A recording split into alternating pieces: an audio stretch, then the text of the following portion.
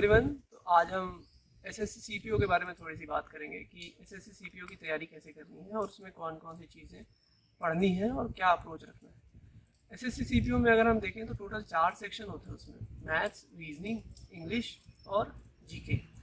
तो सबसे पहले मैथ्स से शुरू करते हैं। तो मैथ्स में अगर आप देखेंगे तो एसएससी और बाकी एग्जामों में एक बेसिक डिफरेंस ये है कि एसएससी थोड़ा सा कोर मैथ्स की तरफ ज़्यादा रहती है।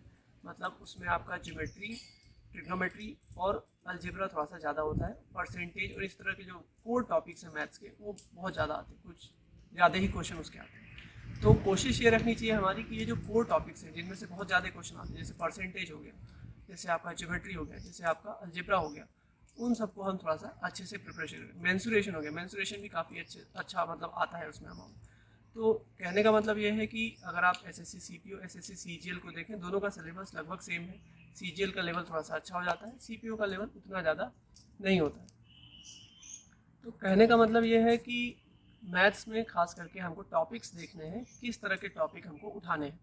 उन टॉपिक्स में भी हमको बुक्स का कुछ खास ध्यान रखना है कि मार्केट में आप जाएंगे तो मैथ्स की बहुत सारी बुक्स आती हैं और कुछ बच्चे तो देखते हैं कि सबसे ज़्यादा क्या अवेलेबल है उसको हम ले लेते हैं। इस चीज़ को थोड़ा अवॉइड करना है। हिंदी मीडियम के जो छात्र हैं वो ध्यान रखेंगे कि कुछ बुक्स बहुत अच्छी हैं जिसका हम डिस्क्रिप्शन में आपको नाम दे देंगे कि आप इन बुक्स को प्रेफर कर सकते हैं। खास करके कैसी बुक्स को अवॉइड करना है।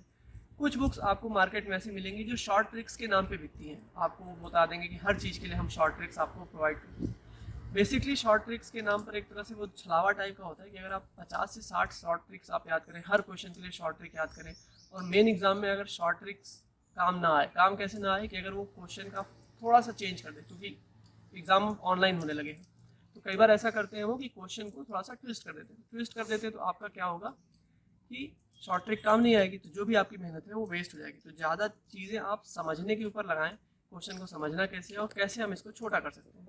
जैसे ही हम आगे क्लासेस करेंगे तो उसमें हम इस चीज़ को देखेंगे कि हम क्वेश्चन को कैसे छोटा और कैसे जल्दी कर सकते हैं। शॉर्ट ट्रिक्स की बात नहीं कर रहा हूँ, मैं बात कर रहा हूँ कि हम कैलकुलेशन को कैसे कम कर सकते हैं, कैसे हम अंदाज़ा लगा सकते हैं। कई बार क्वेश्चंस को ऑप्शंस देख के हम कैसे कर सकते हैं। ज्योमेट्री में कई बार होता है कि अंदाजे से क्वेश्चन हो जाता है कि एंगल दिया है, कोई साइड दी हुई है, तो कौन सी साइड बड़ी है, कौन सी साइड छोटी है, उससे अंदाज़ा लग जाता है। बहुत सारी चीज़ें हैं जिसको हम टाइम टाइम पे देखते रहेंगे। रीजनिंग की जहाँ तक बात है तो रीजनिंग एसएससी में कंपेरेटिवली इजी आती है। बैंकिंग से अगर हम कंपेयर करें तो थोड़ी इजी आती है, तो उसमें आपको ज़्यादा दिक्कत नहीं है। रीजनिंग में आप कोई भी बुक लेके पढ़ सकते हैं।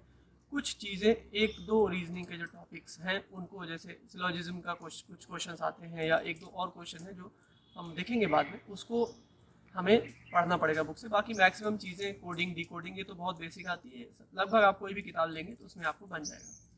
उसके बाद तीसरा जो हमारा इंग्लिश का है, तो देखिए इंग्लिश के लिए मैं अगर मेरा पर्सनली पूछेंगे तो मैंने एक सर है उदय सर, उनसे मैंने क्लास की थी, उनसे पढ़ा था। तो चूँकि मेरे कोचिंग में ही वो पढ़ाते थे तो उनसे मैंने क्लास की थी। बाकी इंग्लिश में भी आप एक कोई बेसिक बुक ले सकते हैं और एक क्लास आपको ज्वाइन करनी पड़ेगी कोई सी भी गाइड के लिए, कि गाइडेंस के लिए इंग्लिश में हम कैसे अप्रोच करते हैं। इंग्लिश के लिए आपको स्पेशल गाइडेंस इसलिए भी चाहिए क्योंकि सीपीओ हो चाहे सीजीएल हो, दोनों में मेंस में इंग्लिश का काफ़ी ह्यूज अमाउंट या ह्यूज परसेंटेज आता है। लास्ट में अगर हम जीएस की बात करें या जीके की बात करें तो जीके के लिए अगर आप एसएससी लेवल पे देखेंगे तो ल्यूसेंट सफिशिएंट है, या फिर आप किरण की जो जीके आती है वो आप ले सकते हैं, वो भी सफिशिएंट है। ल्यूसेंट में 2 बुक्स है, एक आपका जीके का है, बेसिक जीके है, और एक आपका ऑब्जेक्टिव ल्यूसेंट आती है। ल्यूसेंट ऑब्जेक्टिव आती है जिसमें अलग अलग एग्जामों के जो क्वेश्चन हैं उनका क्वेश्चन बैंक होता है, आप उसको लगा सकते हैं, उससे आपका एक मैक्सिमम परसेंटेज हो जाएगा। अब होता क्या है कि जब आप एसएससी सीपीओ की बात करें तो पिछले कुछ सालों में, जैसे 2016 या उससे पहले हम देखें तो कट ऑफ काफ़ी कम रहता था, लेकिन अभी जब से एग्ज़ाम ऑनलाइन हो गए हैं तो कट ऑफ काफ़ी बढ़ गया है। कट ऑफ बढ़ने का सबसे बड़ा रीज़न ये भी है कि लोग तैयारी करने लगे हैं, लोग अवेयर हो गए हैं, रिसोर्सेज बहुत ईजिली अवेलेबल हैं, तो बहुत अच्छी लोगों की तैयारी होने लगी। जब मैंने दिया था एग्ज़ाम, उस साल ऑफलाइन एग्ज़ाम होता था, तो 200 में कुछ 88 कट ऑफ गया था, लेकिन अब मैं देख रहा हूँ कि 135, 140, 150 तक कट ऑफ जा रहा है प्रीलिम्स का। तो इस चीज़ के लिए आपको और ज़्यादा प्रैक्टिस करनी पड़ेगी, ज़्यादा ऑनलाइन सोर्सेज पे काम करना पड़ेगा। ऑनलाइन सोर्सेज मतलब कि ऐसा है कि आप बुक्स पढ़िए, आप ऑफलाइन प्रैक्टिस कीजिए, लेकिन आप ऑनलाइन टेस्ट भी दीजिए। ऑनलाइन टेस्ट अगर आप देंगे तो आपके उससे 2 फ़ायदे, एक तो आपको एग्ज़ाम का जो पीयर प्रेशर होता है उसका आपको थोड़ा सा आइडिया लग जाएगा कि ऑनलाइन एग्ज़ाम हमको कैसे अप्रोच करना है और वहाँ पर प्रॉब्लम नहीं आएगी। और दूसरा सबसे मेन चीज़ अभी क्या हो रहा है, पहले जैसे मैंने जब एग्ज़ाम दिया था तो आप कोई भी 3 सब्जेक्ट अच्छे से प्रिपेयर कर लीजिए, जैसे मैथ्स, रीजनिंग, और अगर आपने इंग्लिश प्रिपेयर कर ली तो आपका प्रीलिम्स का कट ऑफ काफ़ी हद तक पार हो जाता था। लेकिन चूंकि अगर आपको 150 प्लस स्कोर करना है तो आप किसी भी पोर्शन को छोड़ के नहीं जा सकते। जैसे मैंने एग्जाम दिया था तो ईमानदारी से बताऊँ तो मैंने जीके पूरा छोड़ दिया था। 150 मार्क्स मैं मान के गया था कि मैं 150 मार्क्स की प्रिपरेशन करूँगा और मेरा प्रीलिम्स का कट ऑफ क्लियर हो जाएगा। जीके चूंकि मेंस में आनी नहीं है इसलिए मैंने जीके पढ़ा ही नहीं था। लेकिन अब ऐसा आप नहीं कर सकते, आपको जीके को भी उतना ही ध्यान देना होगा, क्योंकि अगर आपको 150 मार्क्स लाने हैं, 150 मार्क्स का मतलब ये होता है कि कम से कम 160 क्वेश्चन आप करेक्ट करिए, और 160 में 10 क्वेश्चन हम सिली मिस्टेक्स को अगर छोड़ दें तो 150 मार्क्स के आसपास आपको आएगा। उसके लिए मतलब आपको हर पोर्शन में 40-40 नंबर के क्वेश्चन सही करने पड़ेंगे, या 80% क्वेश्चन हर सेक्शन में आपको करने पड़ेंगे। तो इन चीज़ों को ध्यान में रखते हुए आपको एक कॉम्प्रिहेंसिव तैयारी करनी पड़ेगी। मतलब कई बार आदमी लोग ये सोचते हैं कि मेरी मैथ्स वीक है तो मैथ्स को मैं छोड़ देता हूँ, मैं जीएस को ज़्यादा प्रेफर कर लेता हूँ। जीएस के साथ समस्या ये है कि जीएस एक ओपन एंडेड सब्जेक्ट है। ओपन एंडेड सब्जेक्ट है मतलब कभी कोई ये नहीं बोल सकता कि मेरा जीएस पूरी तरह से कवर हो गया है और अब मैं कहीं का भी क्वेश्चन सॉल्व कर सकता हूँ, ऐसा नहीं। जिसका जीके बहुत अच्छा है या जीएस बहुत अच्छा है उसको भी कहीं ना कहीं क्वेश्चन नहीं बनते हैं। लेकिन जब आप मैथ्स की बात करें, जब आप रीजनिंग की बात करें, तो ये काफ़ी हद तक क्लोज एंडेड होता है। क्लोज एंडेड मतलब कि आप मैथ्स में अगर परसेंटेज के क्वेश्चन आप सॉल्व कर लो और आप उसमें उसको अगर अच्छे से पढ़ लो तो आप ये गारंटी दे सकते हो कि 10 में से 9 क्वेश्चन तो मैं कर ही लूँगा, 1-2 क्वेश्चन अगर मैं छोड़ दूँ तो 9 या 8 क्वेश्चन में कर सकता हूँ। तो जो क्लोज एंडेड सब्जेक्ट्स हैं उनको आप अच्छे से प्रिपेयर करें, उसमें आप ज़्यादा फोकस करें, जैसे रीजनिंग हो गई, जैसे मैथ्स हो गई, जैसे इंग्लिश हो गई। जीके आप छोड़ेंगे नहीं, लेकिन आप इतना कर लीजिए कि आप उसमें से क्वेश्चंस कर सकें। जैसे पॉलिटी हो गया, ठीक है, जैसे हिस्ट्री हो गई, हिस्ट्री को भी आप काफ़ी हद तक अच्छे से प्रिपेयर कर सकते हैं। लेकिन हिस्ट्री में भी कई बार क्वेश्चन ऐसे आ जाते हैं जो हमको कभी सुने ही नहीं होते, तो उस तरह की चीज़। करंट अफेयर में काफ़ी सारी चीज़ें होती हैं, इतना सारा चीज़ याद करने का होता है, कहीं ना कहीं आप सारी चीज़ें कवर नहीं कर पाओगे। मैक्सिमम चीज़ें आप करना चाहते हो, आप करते भी हो, लेकिन पूरा नहीं कर सकते। इसलिए आपको बिल्कुल ध्यान रखना है कि सारे सब्जेक्ट हम करके चलें। दूसरा उसमें ऐसा होता है कि जैसे 2 सब्जेक्ट आपको बिल्कुल कोर लेके चलना है। कोर इन द सेंस कि आप उसमें 90 प्लस स्कोर करें। 90 प्लस स्कोर करें इसलिए क्योंकि 92 में आपको एज लेनी पड़ेगी बाकी लोगों से, क्योंकि तैयारी तो सारे लोग कर रहे हैं। आजकल अवेयरनेस इतनी ज़्यादा है कि सब लोग अच्छे से प्रिपेयर करते हैं। जब तक आपका जो सब्जेक्ट है बाकियों से अच्छा नहीं होगा, आप अच्छा नहीं कर पाएंगे। तो आपको क्या करना पड़ेगा कि 4 में से कोई 2 सब्जेक्ट ऐसे चूज़ करने पड़ेंगे जो मेरे बहुत अच्छे हों, उसमें बिल्कुल आप आउट पास कर दीजिए बाकी लोगों को, और बाकी के जो 2 सब्जेक्ट बच जाते हैं उसमें आप इस तरह से तैयारी कीजिए कि एटलीस्ट 80% आप उसमें स्कोर करें, मतलब अटेम्प्ट करें सही सही। और ऐसा नहीं है कि नहीं हो सकता, लोग करते हैं, तैयारी कर रहे हैं, हर साल का रिजल्ट आता है, लोग करते हैं।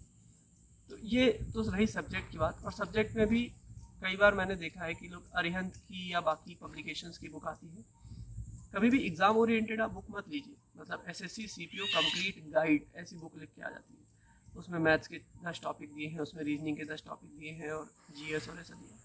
आप इस तरह की बुक मत खरीदिए। मैंने शुरुआत में ऐसी गलती करी थी, मैंने बैंकिंग क्लर्क की एक बुक ले आया, मैं फिर बैंकिंग पीओ की एक बुक ले आया, फिर एसएससी सीपीओ की एक बुक ले आया। ऐसी बुक आप कभी मत खरीदिए। आप बुक खरीदिए 4 सेक्शन में, मैथ्स, रीजनिंग, इंग्लिश और जीके। तो मैथ्स की एक अलग बुक खरीदिए जिसमें कंप्लीट मैथ्स ही मैथ्स हो। एक रीजनिंग की बुक खरीदिए, एक इंग्लिश की बुक खरीदिए और एक जीएस की बुक खरीदिए। कई बार शुरुआत में ऐसी गलतियां करते हैं, खास करके वो लड़के या वो छात्र जो किसी गांव के इलाके से आते हैं, ग्रामीण इलाके से आते हैं, जो कोचिंग संस्थान में जा नहीं पाते या जिनको कोई बताने वाला नहीं होता, वो बुक स्टॉल पे जाते हैं, उनको जो बुक स्टॉल में सबसे ज़्यादा दिख जाती है उसको वो ले लेते हैं, जबकि ऐसा नहीं होता है। आप उसको थोड़ा सा उस हिसाब से समझिए कि मैथ्स सिर्फ उस 10-15 क्वेश्चन से आपकी नहीं होने वाली, आपको कुछ ज़्यादा सोर्स चाहिए होता है। तो आप सिर्फ मैथ्स की अलग से किताब खरीदिए, रीजनिंग अलग खरीदिए, इंग्लिश अलग खरीदिए और जीएस अलग खरीदिए, और फिर उसकी एक तरफ से कंप्लीट वो करिए। पढ़ने के साथ साथ टेस्ट पेपर बहुत ज़रूरी है, क्योंकि जब आप टेस्ट पेपर लगाते हैं, खास करके एसएससी सीजीएल और सीपीओ में, बैंकिंग में भी, लेकिन हम सीपीओ की बात कर रहे हैं तो हम उसी पे फोकस करेंगे। टाइमिंग बड़ा मैटर करता है। आपका जो मैथ्स के सॉल्व करने का समय है, आपको बन रहा है लेकिन आप समय में नहीं कर पा रहे, तो ये बहुत बड़ा फैक्टर होता है। तो हमेशा टेस्ट सीरीज सॉल्व कीजिए। आप टेस्ट सीरीज दोनों कर सकते हैं, ऑफलाइन भी कर सकते हैं, ऑनलाइन भी कर सकते हैं। एक तो उससे टाइमिंग अच्छी हो जाती है, कैलकुलेशन स्पीड बढ़ जाती है, और तीसरा सबसे बड़ा फ़ायदा ये होता है कि आपका रिवीजन बहुत अच्छा हो जाता है। मतलब आपने मैथ्स के सारे टॉपिक अगर पढ़ लिए हैं, अगर आप रिवीजन करने बैठेंगे तो शायद आपको ज़्यादा समय लगेगा, लेकिन अगर आप टेस्ट पेपर लगा लेंगे तो 50 क्वेश्चन, जैसे मान लीजिए कि मैथ्स का है 50 क्वेश्चन अगर आप लगाते हैं तो कम से कम 10 से 12 टॉपिक कवर करेगा। तो आपको पता चल जाएगा कि 4-5 टेस्ट के बाद कि कौन सा वाला टॉपिक हर बार मुझे दिक्कत कर रहा है। तो आपको पता चल जाएगा कि बाकी टॉपिक मेरे अच्छे हैं, सिर्फ ये पर्टिकुलर टॉपिक मुझे प्रॉब्लम कर रहा है, तो आप उसको आप अच्छे से और कर सकते हैं। यही चीज़ जब आप टेस्ट पेपर में जीएस लगाएंगे तो आपको पता चलेगा कि हिस्ट्री के क्वेश्चन नहीं बन रहे हैं, तो आपको ये पता चलेगा कि बाकी सब्जेक्ट मेरे ठीक है, हिस्ट्री मेरा वीक है, तो हिस्ट्री की तरफ आप ज़्यादा फोकस करेंगे। इस तरह की चीज़ें आप कर सकते हैं। सेम इंग्लिश में भी होता है और सेम आपका रीजनिंग में भी होता है। सीपीओ में एक चीज़ और लोग गलती करते हैं, मैंने भी की थी। जब पहली बार मेरा सीपीओ का एग्ज़ाम हुआ था तो मैं फिज़िकल में फ़ेल हो गया था, फिर मैंने दोबारा फिर दिया और फिर दूसरी बार मेरा फिज़िकल निकल गया था। तो होता क्या है कि हम सबसे बड़ी गलती ये करते हैं कि पढ़ाई में इतना ध्यान दे देते हैं कि फिज़िकल को पूरी तरह से छोड़ देते हैं, फिर हमारा वेट बहुत ज़्यादा गेन हो जाता है, फिर हम फिज़िकल में बाहर जाते हैं। ये गलती आप मत करिएगा। जब आप तैयारी करते हैं तो आप उतना ही समय ग्राउंड को भी दीजिए। कोई एक टाइम निर्धारित कर लीजिए, या तो सुबह जाइए या तो शाम को जाइए। कोई उसमें ज़रूरी नहीं कि सुबह जाने वालों की प्रैक्टिस अच्छी होती है या शाम को जाने वालों की प्रैक्टिस, दोनों अपने आप में बराबर है। आप कभी भी दौड़ सकते हैं, आपकी इच्छा के ऊपर। सुबह अगर जाते हैं तो रनिंग वनिंग करेंगे तो ऑब्वियस सी बात है थकावट हो जाती है, थक जाते हैं, तो आप घर आइए, नहाइए धोइए, आराम से रेस्ट करिए 12-1 बजे 2 बजे तक, और शाम के टाइम पढ़ाई का शेड्यूल रखिए। जो लोग सुबह पढ़ते हैं, जो लोग लेट नाइट स्टडी नहीं कर पाते, जिन लोगों की आदत सुबह पढ़ने की है, वो ये कर सकते हैं कि सुबह आप उठ के पढ़ते रहिए, पूरे दिन पढ़िए, शाम को आप ग्राउंड करिए। शाम को ग्राउंड करने के बाद आए घर में, आराम से नहाए धोए, खाना खाए और सो गए, तो रात भर का रेस्ट भी हो जाएगा। फिर आप सुबह फ्रेश माइंड से पढ़ाई भी कर सकते हैं। ग्राउंड में जब आप जाते हैं तो एसएससी सीपीयू में रनिंग जो है वो 1600 मीटर की है, तो उसके लिए आपको थोड़ा सा अच्छे से प्रिपेयर करना पड़ता है, क्योंकि 1600 मीटर एज़ कम्पेरेबल टू बाकी जो रनिंग होती है उससे ना बहुत लंबी रेस भी नहीं है और बहुत छोटी भी नहीं। अब लंबी रेस में क्या होता है कि आपको अच्छा खासा टाइम मिल जाता है, छोटी रेस में आपको टाइम नहीं मिलता। ये बीच का है। 1600 मीटर में आपको दोनों चीज़ें मैनेज करनी है, मतलब आपको पेस भी मैनेज करना है और आपको स्टेमिना भी मैनेज करना है। तो इसको एक लंबा टाइम लगता है इसको मेंटेन करने में। तो कम से कम आपको 1 साल का समय चाहिए। जिसका फिजिकल अच्छा है, जो स्पोर्ट्स से जुड़े हैं, वो 6 महीने 4 महीने में कर लेते हैं, लेकिन जिन्होंने कभी फिजिकल एक्टिविटी नहीं की उनको कम से कम 1 साल का समय चाहिए। तो कभी भी इस बात का इंतजार मत कीजिएगा कि फॉर्म आएगा तब भरूंगा और फॉर्म भरने के बाद फिर मैं ग्राउंड करूँगा। समय नहीं मिलेगा, क्योंकि चीज़ें आजकल ऑनलाइन होती हैं, फटाफट फॉर्म आते हैं, तुरंत 2 महीने बाद एग्ज़ाम हो जाता है, तो आपको समय नहीं मिलेगा। तो इसलिए क्योंकि कोरोना की वजह से सब लोग लॉकडाउन में भी पड़े हैं, वर्कआउट नहीं कर पा रहे हैं, तो जैसे ही लॉकडाउन खुल जाता है सब लोग ग्राउंड करिए और पढ़ाई भी करिए, दोनों को मैनेज करिए। और ऐसा नहीं है कि नहीं हो पाता, सब हो जाता है। एक डिटर्मिनेशन होना चाहिए, और जब आप चाहेंगे तो हो जाएगा। हर किसी ने किया है, मैंने किया है, सब करते हैं, बहुत ईजी होता है। ये सब सोच की बात है। जब तक आप नहीं कर पा रहे हैं तो आपको लग रहा है कि नहीं हो सकता, जिस दिन आप कर लेंगे, आप भी मेरी जगह बैठ के बोलेंगे कि बहुत ईजी है, हो जाता है। तो ऐसा कुछ नहीं है, सब मेंटल है। आप बैठेंगे और जब पढ़ने बैठेंगे तो मन लगता है पढ़ने में, और जब ग्राउंड में आप मन से जाएंगे कि मुझे दौड़ना है, तो आप बहुत ईजी हो जाता है। और हो सके तो कोई एक गाइडेंस किसी से लीजिए, कोई वेटरन हो या कोई ऐसा हो जिसने पहले फिजिकल निकाला है या फिजिकल की तैयारी कर रहा है, उसके साथ आप रनिंग करिए। एक कंपनी आपकी होनी चाहिए। और मान लीजिए कि कोई नहीं है तो फिर कुछ नहीं करना है, सिंपल जाइए और रनिंग कीजिए। बहुत स्पीड में भागने की जरूरत नहीं है, बहुत धीरे, जितना धीरे दौड़ सकते हैं दौड़िए। टाइम देख के 20 मिनट की रनिंग कीजिए, 25 मिनट 30 मिनट जितना आप कर सकते हैं। और फिर जैसे जैसे आपकी स्टेमिना बढ़ती जाएगी, आपका स्पीड अपने आप बढ़ता जाएगा। 6 महीने 8 महीने बाद आपकी स्पीड अच्छी खासी स्पीड हो जाएगी 1600 मीटर के हिसाब से। वेट गेन मत करिएगा। पढ़ाई के दौरान ऐसा होता है कि हमारा वेट गेन हो जाता है। वेट गेन मत करिएगा, क्योंकि फिर वेट गेन करेंगे तो कई बार होता है कि 1600 मीटर हम निकाल लेते हैं, लेकिन वेट गेन होने की वजह से, मतलब 90 किलो के लोग 1600 मीटर की रेस निकाल लेते हैं, लेकिन उनका हाई जंप रुक जाता है, क्योंकि वेट ज़्यादा है तो हाई जंप में दिक्कत जाती है, लॉन्ग जंप में दिक्कत जाती है। तो वेट गेन नहीं करना है, प्रॉपर वर्कआउट करिए, ग्राउंड करते रहिए। इन सब चीज़ों को बैलेंस करके चलिए, क्योंकि एग्ज़ाम सिर्फ रिटन तक का नहीं होता, सीखना आपको फिजिकल भी तो देना है, और इसलिए फिजिकल पे पूरा, और खाने पीने पर भी उसी हिसाब से ध्यान रखिए। बाकी सारी चीज़ें जो भी, अगर आपको लगता है कि और क्या डाउट आ रही है, जो लोग तैयारी कर रहे हैं, जिनको लगता है कि मुझे इस पोर्शन पे दिक्कत जा रही है, या फिजिकल को लेके किसी एक पर्टिकुलर चीज़ में दिक्कत जा रही है। फिजिकल में एक शिकायत आती है, या लोग बोलते हैं कि भैया सिन बोन पेन बहुत होता है। सिन बोन मतलब पैरों में दर्द होता है। तो देखिए, सिन बोन पेन सबका होता है, मेरा भी होता है। जो लोग शुरू में रनिंग करते हैं, जिनको आदत नहीं, उनका सिन बोन होता है। और सिन बोन का एक ही इलाज है कि दौड़ते रहिए, वो दौड़ने से ही जाएगा। दौड़ते दौड़ते दौड़ते दौड़ते वो अपने आप धीरे धीरे चला जाता है। अगर आप रुक जाएंगे, फिर जब दोबारा शुरू करेंगे तो फिर से होगा। उस पेन को, उस दर्द को सहना ही है, और उसके साथ आप रनिंग करने की आदत डालेंगे तो धीरे धीरे अपने आप चला जाता है। तो इस चीज़ का ध्यान रखिएगा। जो लड़कियां तैयारी कर रही हैं, भी CPO में और पैरामिलिट्री में लड़कियों का परसेंटेज काफ़ी बढ़ रहा है, लड़कियाँ काफ़ी अच्छा इसमें इंटरेस्ट ले रही हैं और आ रही हैं, तो लड़कियों के लिए भी सेम चीज़ है। आप भी जब फिजिकल करें, क्योंकि कुछ लड़कियां होती हैं जो स्पोर्ट्स से जुड़ी हुई होती हैं, लेकिन कुछ लड़कियां ऐसी होती हैं जो स्पोर्ट्स से कभी नहीं जुड़ी हुई होती, तो उनके लिए भी यही सेम चीज़ है कि धीरे धीरे दौड़िए। सिन बोन पेन, पैर का दर्द जब भी शुरू हो, अच्छे से मालिश करिए उसकी, और रनिंग मत छोड़िए, धीरे दौड़िए, कोई बात नहीं, धीरे धीरे दौड़िए, क्योंकि 1 साल आपका समय रहेगा तो आप फिर इम्प्रूव हो जाएंगे, कोई दिक्कत नहीं, इंजरी नहीं होगी। धीरे धीरे दौड़ते रहेंगे, अपने आप स्पीड बढ़ जाएगा, सिनबोन पेन भी चला जाएगा। लेकिन अगर आप सोचेंगे कि हम 2 महीने में दौड़ लें, जब आप स्पीड में दौड़ेंगे या तो आपको इंजरी हो जाएगी या तो फिर आपका फेलियर हो जाएगा, मतलब आप वहाँ जाके परफॉर्म नहीं कर पाएंगे, कहीं ना कहीं दिक्कत आती है। कुछ लोग सप्लीमेंट्स की बात करते हैं, इंजेक्शंस की बात करते हैं कि या इंजेक्शंस लगवा ले, तो मेरे हिसाब से ऐसी ज़रूरत पड़ती नहीं है और इसका कोई असर होता भी नहीं है। लोग बोलते हैं कि होता है, लेकिन मैंने नहीं देखा आज तक कि किसी ने इंजेक्शन लगवाया और पास हो गया हो। ऐसा होता नहीं है, लोगों ने ट्राई किया है और वहाँ जाके फेल हो जाते हैं, क्योंकि कई बार ऐसा होता है कि आप प्रैक्टिस सुबह कर रहे हैं, दोपहर में दौड़ा दिया जाता है, शाम को दौड़ा दिया जाता है, तो वो इंजेक्शन का एक टाइम होता है और उसके बाद धूप का एडवर्स इफेक्ट हो जाता है उसके ऊपर। तो इस तरह का रिस्क ना लें।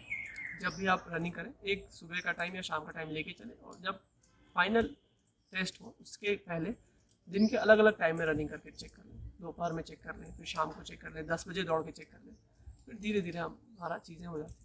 हालांकि जैसे जैसे शेड्यूल अभी आएगा, हम और वीडियो इस पर अपलोड करते रहेंगे, आपको मैं बताता रहूँगा क्या करना है, कैसे करना है। अभी के लिए तो फिलहाल ऐसा ही है कि आप एक पर्टिकुलर टारगेट लेके चलिए कि सुबह ग्राउंड करना है या शाम को ग्राउंड करना है, और दिन में हमको एक कोई भी सब्जेक्ट उठा के उसको पढ़ना है। ठीक है, बाकी समय समय पर मैं भी अपनी तरफ से वीडियोस लाता रहूँगा ताकि आपको इस रिस्पेक्ट में कंप्लीट गाइडेंस मिल सके। चलिए, खुश रहिए और मेहनत करिए।